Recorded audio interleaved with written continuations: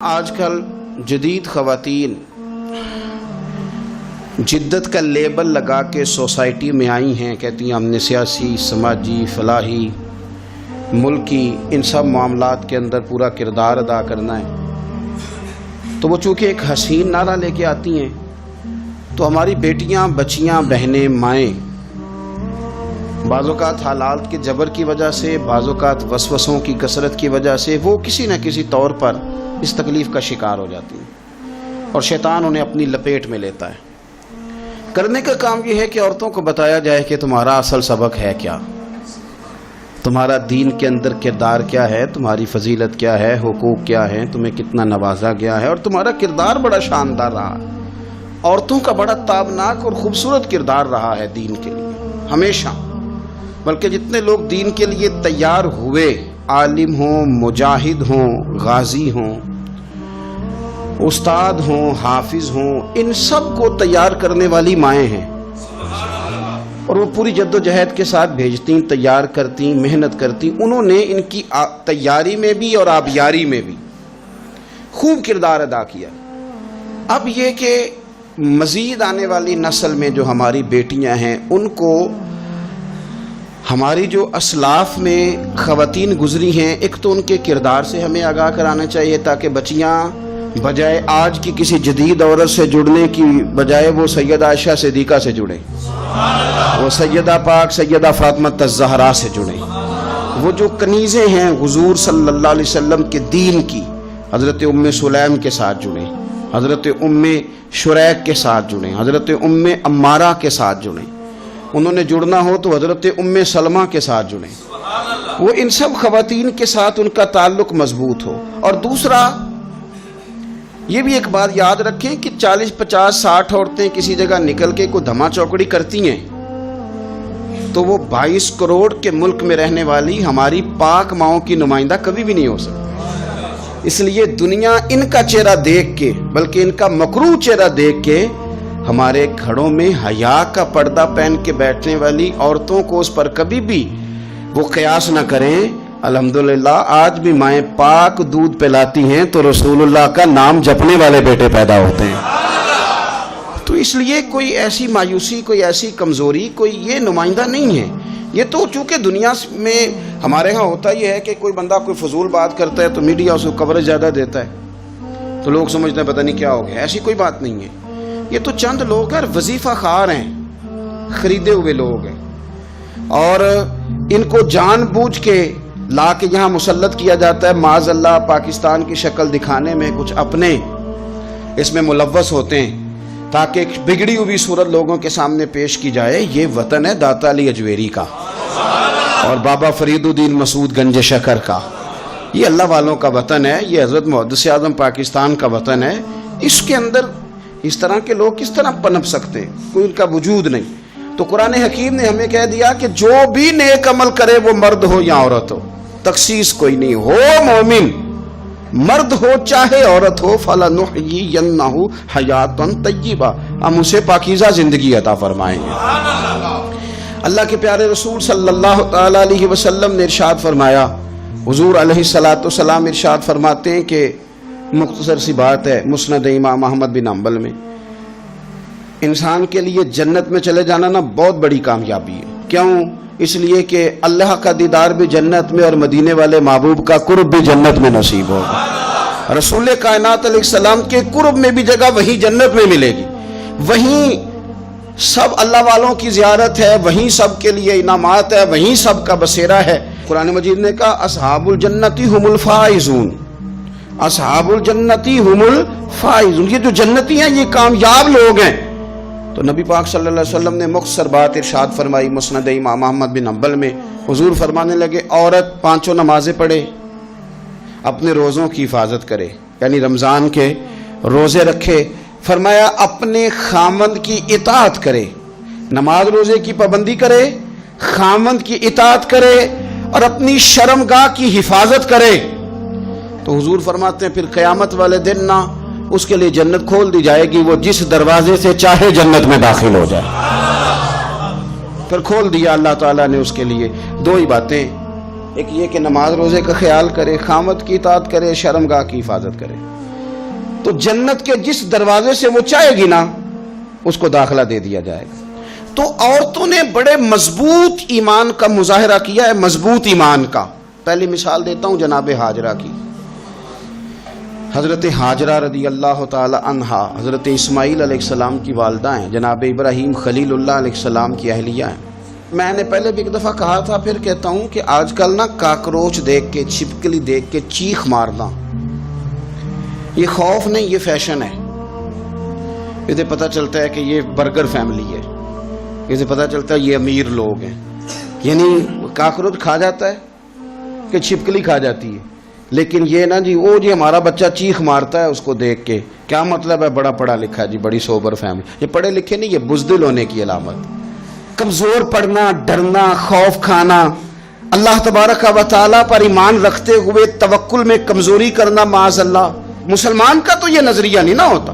اور مسلمان عورتوں کا ہر وقت رونا کہ نصیب پتہ نہیں کیسے ہوں گے, پتہ نہیں کیا بنے گا, میرا تو کچھ بان ہی نہیں رہا. جب بات کرنا رو کے کرنا, جب سنانا دکھ ہی سنانا. یہی حال ماں کا ہے, یہی بہن کا ہے, یہی بیٹی کا ہے, الا ماشاءاللہ کچھ اچھی بھی ہے. تو اس قدر زیادہ کمزور نظریات مسلمان عورتوں کے نہیں ہوتے.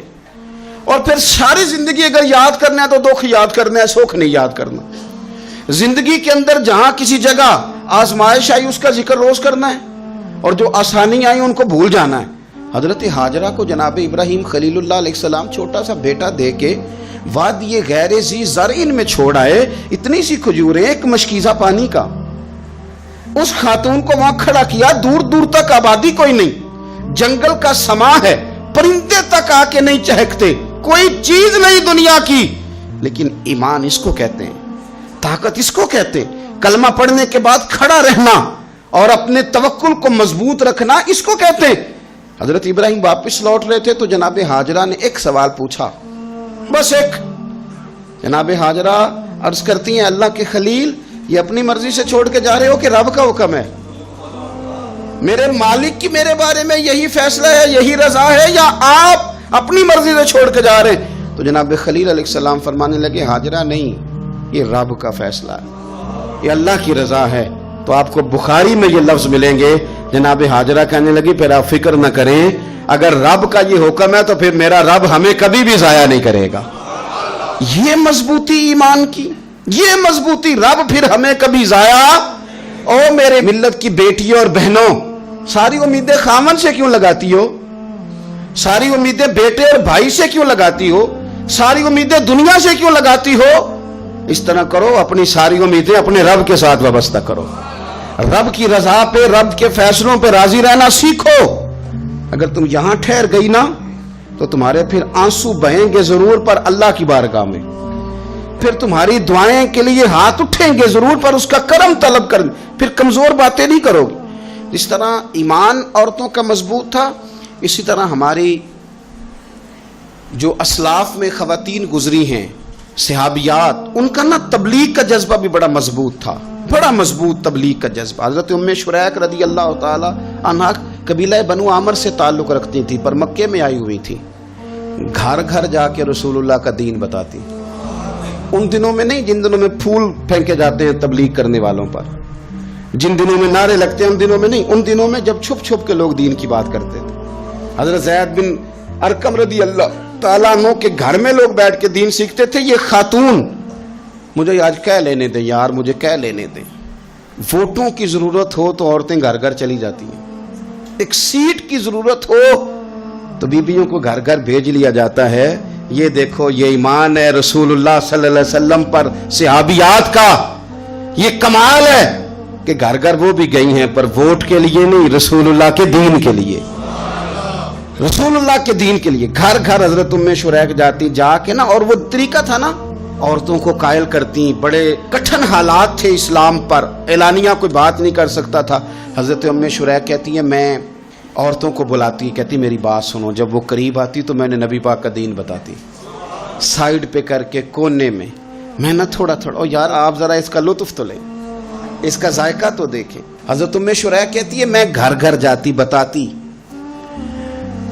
تو کافروں کو پتہ چل گیا کہ یہ تبلیغ کرتی ہے. انہوں نے مجھے بلایا, کہنے لگے تیرے برادری اور قبیلے کا مسئلہ نہ ہوتا تو ہم تجھے قتل کر دیتے.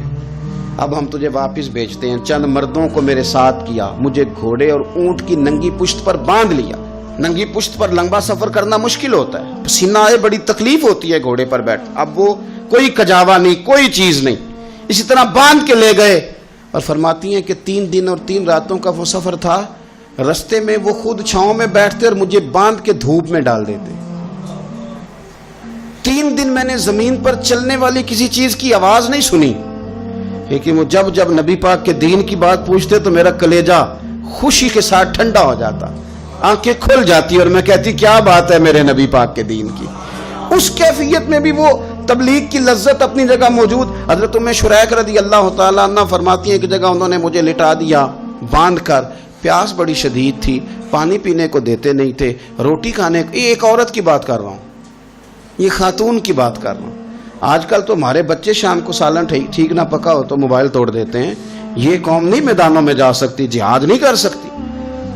خاتون کہتی ہے کہ شدید پیاس تھی اور مجھے باندھ کے لٹایا ہوا تھا. مجھے جب تکلیف بڑھ گئی تو اچانک میں نے دیکھا پانی کا ایک ڈول برآمد ہوا ہے. میں نے اس سے تھوڑا سا پی لیا, پر طلب ابھی باقی تھی. وہ پھر آ گیا برتن, میں نے پھر پیا. طلب ابھی باقی تھی, پھر برتن آ گیا. امام ابو نعیم نے اس کو لکھا ہے حلیۃ الاولیاء میں. فرماتے ہیں تیسری دفعہ وہ پھر بھرا ہوا ڈول پورے کا پورا آ گیا. اب میں نے پیا بھی, اپنے کپڑوں پہ بھی چھڑکا.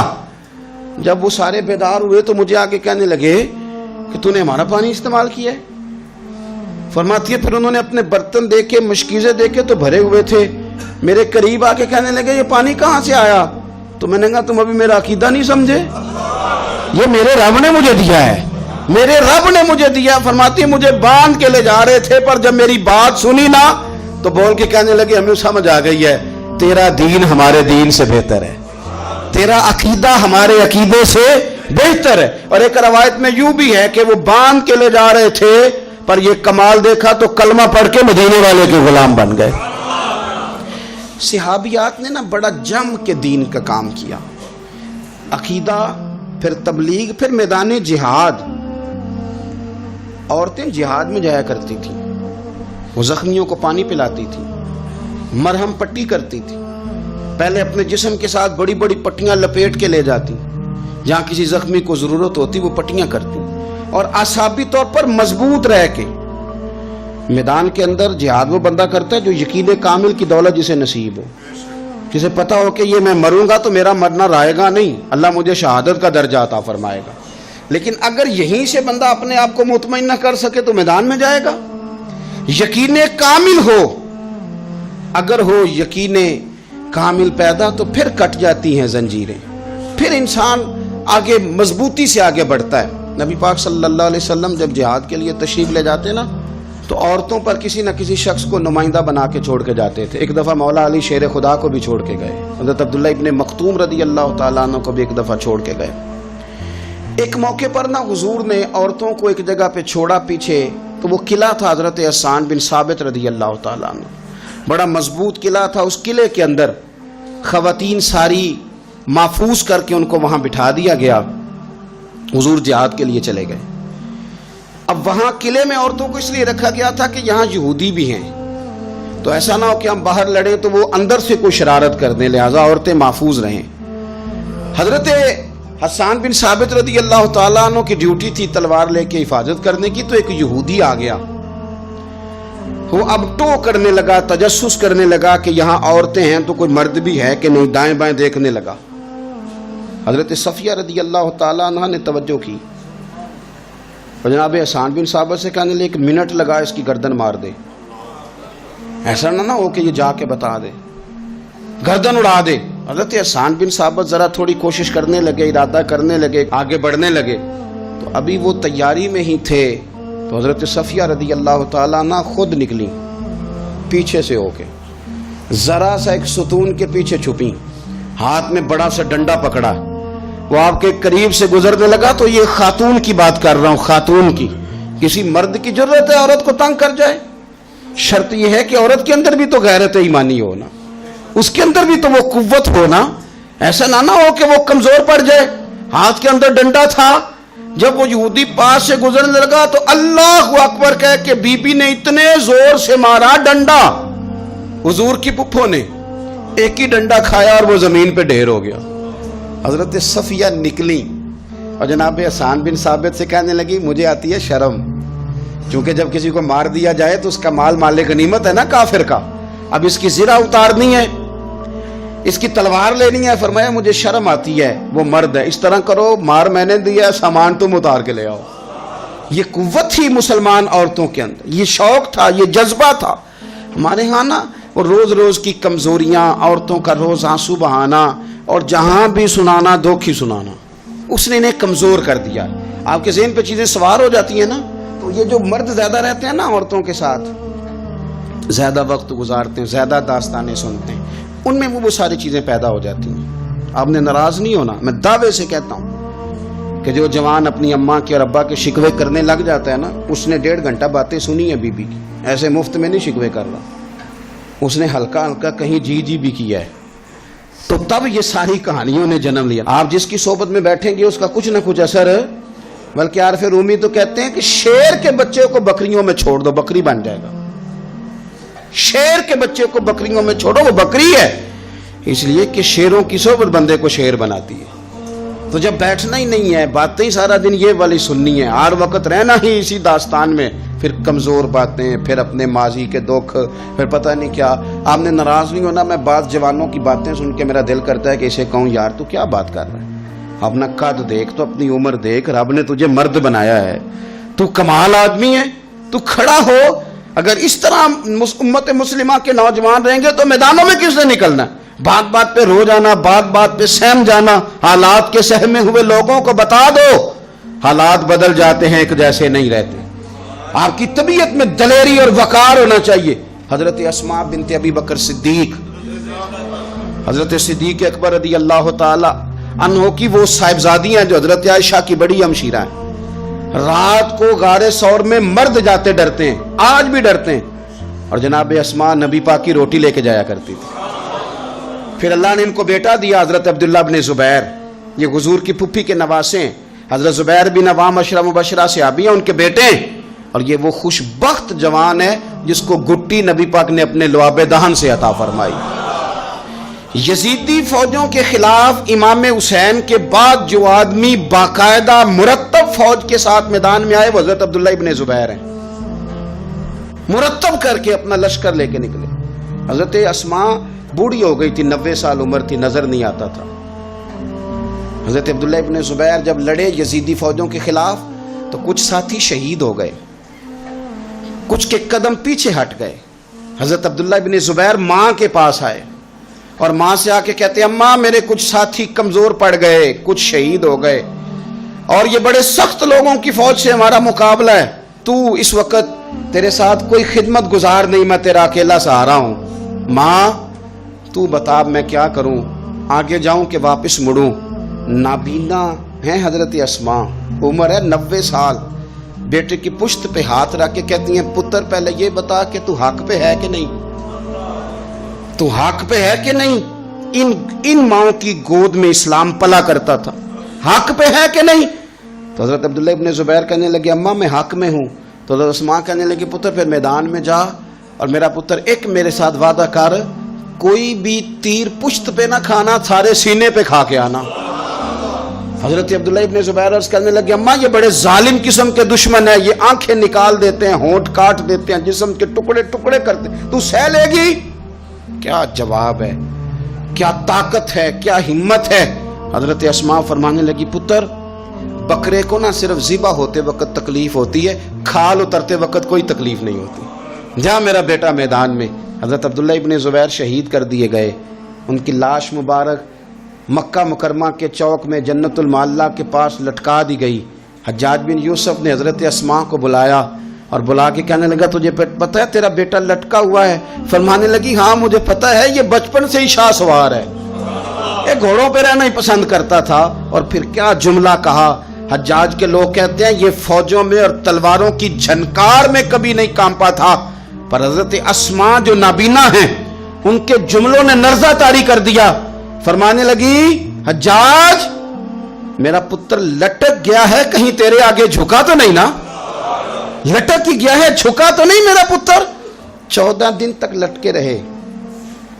لاش مبارک لٹکی رہی، لیکن حضور کا لعاب دہن تھا نا، لوگ کہتے ہیں قریب سے گزرتے تھے تو دور دور تک خوشبوئیں پھیلی ہوئی، دور دور تک۔ مائیں ایک صحابیہ ہے، نام ہے ام عمارہ، جنگ احد میں زخمیوں کو پانی پلاتی، اپنے 2 بیٹے اپنا شوہر لے کے احد میں آئیں، زخمیوں کو پانی پلاتی ہیں، مرہم پٹی کرتی ہیں۔ اچانک جنگ کا پانسا پلٹ گیا، وہ درے پہ جو لوگ حضور نے مقرر کیے تھے وہ غلط فہمی کی وجہ سے درہ چھوڑ گئے، حالات اور ہو گئے، عجیب سا ماحول ہو گیا۔ پھر یہ بھی افواہ پھیلا دی گئی کہ معاذ اللہ حضور شہید کر دیے گئے، لوگوں کے حوصلے بڑے اور رنگ اختیار کرنے لگے، حضور کے گرد تھوڑے سے لوگ رہ گئے۔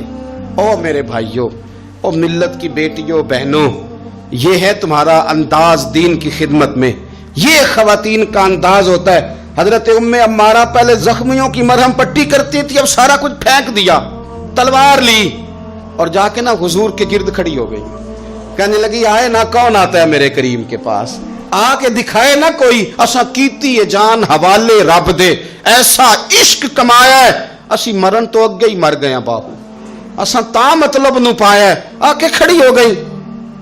حضور فرماتے ہیں میں دائیں دیکھتا تھا تو ام عمارہ ہوتی تھی، میں بائیں دیکھتا تھا تو ام عمارہ ہوتی تھی، آگے دیکھتا تھا تو ام عمارہ، پیچھے ام عمارہ۔ حضور فرمانے لگے تو بہت سارے لوگوں سے سبقت لے گئی ہے، تو بڑے سارے لوگوں سے آگے نکل گئی ہے، ان کو زخم لگ رہے ہیں، تیر آ رہے ہیں، پر خاتون ہو کے ڈٹی ہوئی ہیں، رسول اللہ صلی اللہ علیہ وسلم کے سامنے کھڑی، حضور پر آنے والے تیر اپنے وجود پہ لیتی ہیں۔ او میرے عزیز، رسول پاک علیہ السلام نے فرمایا تجھے رب نے بڑا حوصلہ دیا ہے، اتنا گہرا زخم بازو میں آیا کہ غار بن گئی، غار۔ اللہ کے پیارے محبوب نے نظر کرم فرمائی، حضور نے فرمایا کچھ مانگ لے، کہنے لگی سونیا اگر میری خدمت قبول ہے تو دعا کر دیں اللہ قیامت کے دن بھی آپ سے دور نہ کرے، رب دور نہ کرے۔ حضور نے دعا کر دی، اے اللہ اس کو اور اس کے خاندان کو قیامت میں بھی میری رفاقت دینا۔ حضور کی دعا سنی تو باہر نکلی، فرمانے لگی لوگوں لو پھر میں نے اپنا مقصد پا لیا ہے، میں کامیاب ہو گئی ہوں، اب دنیا کی کوئی مصیبت بھی میرے اوپر آئے تو مجھے کوئی پرواہ نہیں، اس لیے کہ مدینے والے نے یہاں بھی کرم فرما دیا ہے وہاں بھی کرم فرما دیا ہے۔ یہ طاقتیں تھیں ان خواتین کے۔ ایک تابعی بزرگ تھے حضرت ابو عبد الرحمن فروغ، صاحب تاریخ بغداد نے لکھا ہے وہ جہاد پہ چلے گئے، 30,000 دینار اپنی بیوی کو جاتے دفعہ دے گئے، کہنے لگے لو پاس رکھ لو، اور بیٹا بھی ماں کی گود میں ہی تھا، کچھ نے لکھا پیدا ہو چکے تھے، کچھ کا کہنا ہے کہ ان کے جانے کے 1-2 ماہ بعد بیٹے کی ولادت ہوئی، اور بیٹے کا نام کیا ہے ربیعہ بن ابو عبد الرحمن، اور یہ بیٹے وہ ہیں جو حضرت امام مالک جیسے لوگوں کے استاد ہیں، حضرت حسن بصری جیسے لوگوں نے ان سے پڑھا، خود جہاد پہ چلے گئے۔ آج تو فوجیوں کی نوکری ہے نا جی، ان کا یہ نظام ہے کہ وہ جاتے ہیں انہیں تنخواہ ملتی ہے، چھٹی پہ آتے ہیں۔ اس زمانے میں یہ تھا کہ مال غنیمت سے حصہ ملتا تھا، اور فتوحات کا یہ طریقہ تھا کہ یہ علاقہ فتح ہوا تو آگے چلے گئے، وہ فتح ہوا تو آگے چلے گئے، وہ فتح ہوا تو آگے چلے گئے، کسی نے لوٹنا ہے تو پابندی نہیں تھی، لوٹ سکتا ہے۔ کچھ لوگ جہاد میں ہی رہتے تھے۔ حضرت ابو عبد الرحمن فروغ 27 سال جہاد میں رہے، 27 سال۔ یہاں تو خاوند باہر ہو تو بہت ساری عورتیں کہہ دیتی ہیں کہ تیرے ابے نے تو صرف پیسے کمائے، مصیبتیں تو ساری میں نے دیکھی ہیں، معاذ اللہ۔ بعض جگہ سب نہیں لیکن بعض جگہ کہہ دیتی ہیں کہ وقت تے سارے میں کیتے۔ 27 سال شوہر چلا گیا، واپس ہی نہیں آیا، 30,000 دینار دے کے چلے گئے۔ 27 سال کے بعد خیال آیا گھر کا، اب بیٹا محدث بن گیا، عالم بن گیا، اور کمال یہ کہ رہتے کہاں تھے؟ حضور کے مدینے میں، مدینہ النبی میں، مدینہ منورہ میں صلی اللہ تعالی علیہ وسلم۔ اور ان کے صاحبزادے حضرت ربیعہ یہ مسجد نبی میں، حضور کی مسجد میں بیٹھ کے نبی پاک کی حدیث پڑھایا کرتے۔ آئے گھر، دروازے پہ دستک دی، صاحبزادے نے دروازہ کھولا، نہ باپ بیٹے کو پہچانتا ہے نہ بیٹا باپ کو۔ جناب ابو عبد الرحمن اندر داخل ہونے لگے تو صاحبزادے نے کہا بوڑھے میاں میرے گھر میں بغیر اجازت کے کیوں داخل ہو رہے ہیں؟ تو وہ کہنے لگے تو بتا تو نے میرے گھر پہ قبضہ کیوں کر رکھا ہے؟